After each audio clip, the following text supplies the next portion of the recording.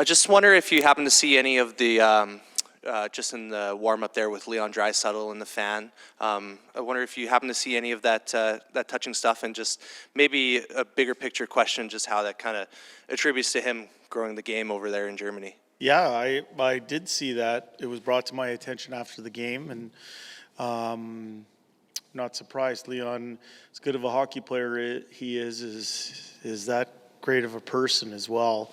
And for him to make somebody's day like that, it's pretty special. I'm sure that young person will carry that memory with them for a long time.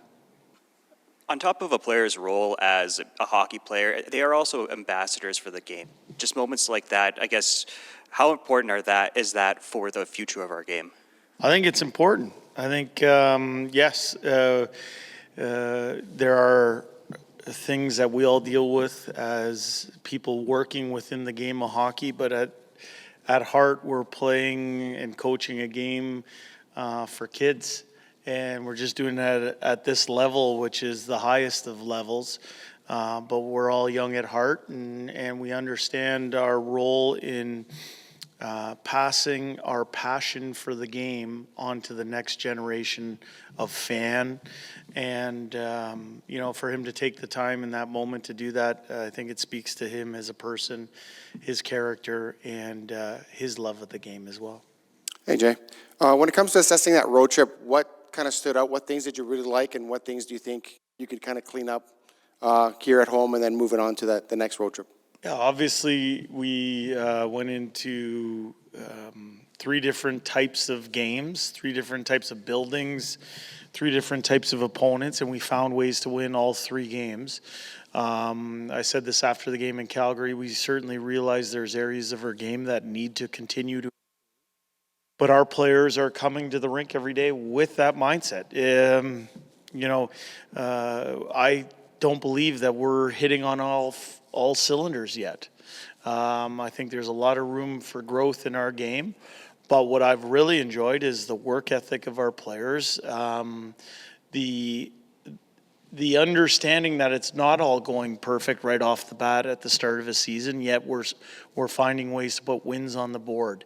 I thought in the month of October here, today's the last day of October, in the month of October we faced some really good competition, and it's pushed us in new ways and in different ways, and forced us to come up with different types of solutions depending on the opponent. We understand that the opponent that's coming in tomorrow is a real hardworking group. They have a lot of skilled players on that team, and they're going to present a stiff challenge for us, and that was what today was about, making sure that we're going to be ready for tomorrow. When it comes to your goaltending, obviously you're kind of riding a hot hand with Stewart, but they're both playing pretty well. I guess obviously it's a nice luxury to have.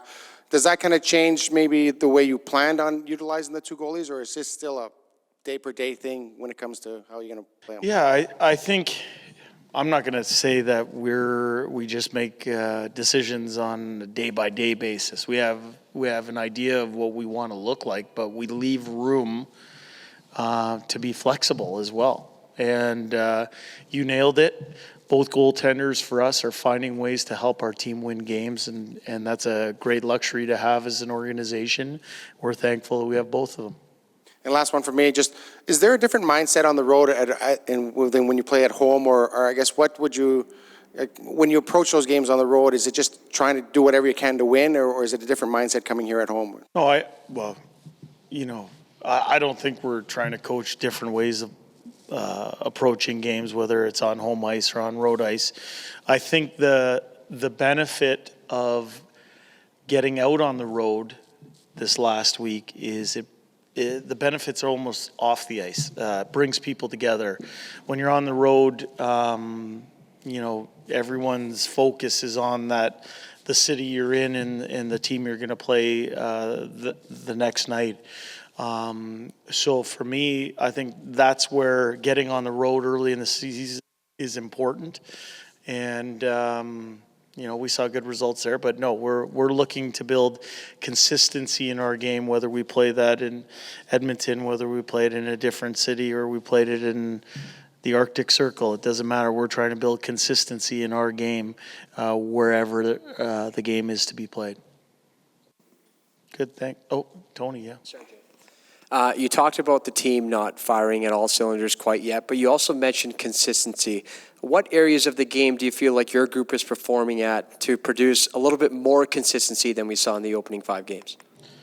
I think for the most part, we've done a really good job on keeping the goals against down.